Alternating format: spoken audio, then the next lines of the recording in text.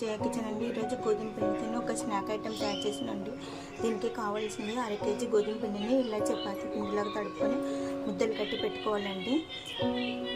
కొద్దిగా కాజు, కొద్దిగా బాదం తీసుకొని ఇలా మిక్సీ పట్టుకోవాలండి. ఒక గిన్నెలో 100 grams బెల్లం తీసుకొని ఇలా కరిగించుకోవాలండి. దీంట్లో మిక్సీ పట్టిన కాజు, బాదం పౌడర్ వేసి కలుపుకోవాలండి. ఇలా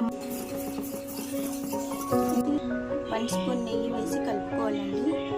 చపాతీకి మొత్తము స్ప్రెడ్ చేయాలండి. ఈ చపాతీని రోల్ చేయాలి. ఇలా అన్ని చిన్న ముక్కలుగా కట్ చేసుకోవాలండి. ఇది డీప్ ఫ్రై చేయాలి. ఇలా అన్ని డీప్ ఫ్రై చేయాలండి. ఆయిల్లో కొంచెం బెల్లం కూడా కరుగుతుందండి. ఆయిల్ చాలా టేస్టీగా ఉంటుందండి ఈ స్వీట్ ఐటమ్. ఇలా అన్నీ చేసుకోవాలండి. Thank you for watching.